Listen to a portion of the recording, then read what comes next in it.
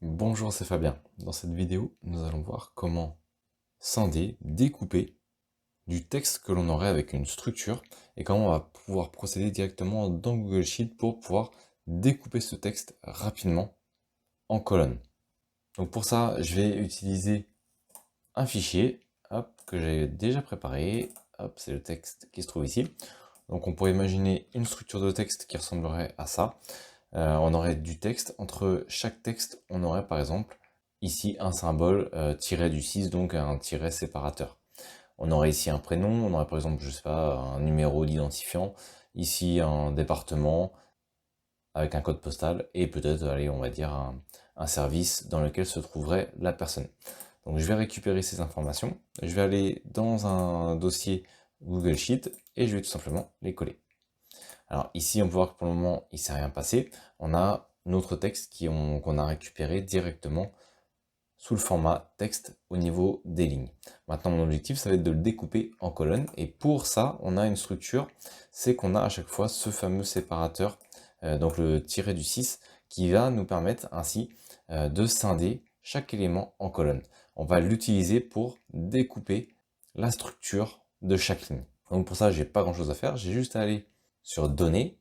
Dans Données, je vais aller sur Scinder le texte en colonnes.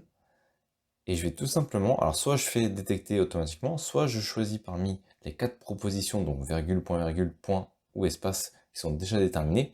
En l'occurrence ici, c'est pas mon cas. Moi, je suis sur personnaliser.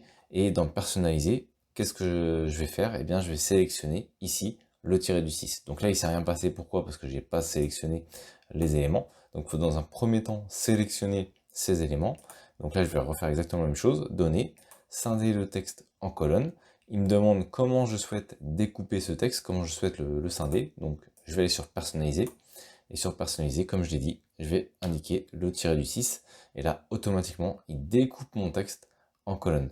Donc c'est relativement pratique pour faire cette manipulation rapidement lorsqu'on a des données, pour pouvoir les scinder, les découper et les représenter sous la forme de colonnes. Si on a donc une structure au niveau des données, on a juste à coller directement dans sa feuille Google Sheet et ensuite on fait directement scinder, on indique le séparateur et c'est réglé. Ça peut être pratique, on peut voir un deuxième cas.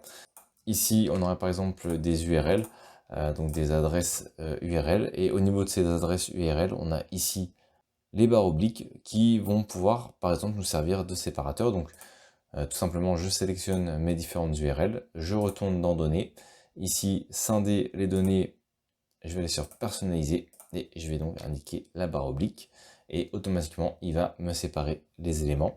Donc que ce soit ici le HTTPS, puis ensuite il y avait un espace parce qu'il y avait deux barres obliques et entre ces deux barres il n'y avait rien, donc c'est pour ça il met une colonne avec rien, puis l'URL, puis la catégorie, puis le nom de la crypto-monnaie, en l'occurrence c'était des crypto-monnaies ici.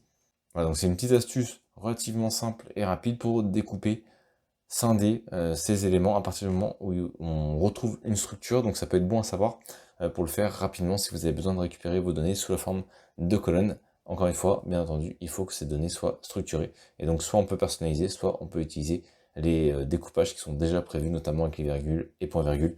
Notamment si on a un fichier CSV, ça va être relativement pratique pour le découper rapidement.